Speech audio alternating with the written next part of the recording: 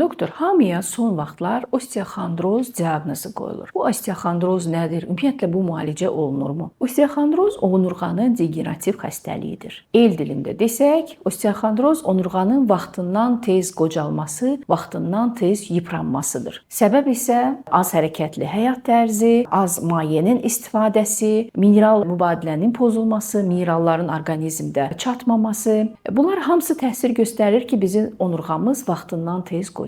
Bəs bunu necə müalicə etmək olar? Onurğanı cavanlaşdırmaq üçün əlbəttə ki, kompleks işlər görmək lazımdır. Həyat tərzini dəyişmək, maye qəbulunu artırmaq, minerallarla zəngin qidalar istifadə etmək, bəzən qida əlavələri istifadə etmək. Lakin artıq sizdə osteoxondroz diaqnozu qoyulubsa, onurğanı cavanlaşdırmaq üçün biopunktura deyilən çox gözəl, bir müalicə üsulu var ki, bu dünyada müasir Avropa ölkələrində istifadə olunur. Sizin onurğanıza çox kiçik iynələrlə müəyyən bir dərmanlar vurulur, təbii tərkibli, hansılar ki, onurğanın qan dövranını yaxşılaşdırır, qığırdaqları cavanlaşdırır, disklərdəki çatları aradan qaldırır. Bu probleminiz varsa, bu prosedura sizə məsləhətdir.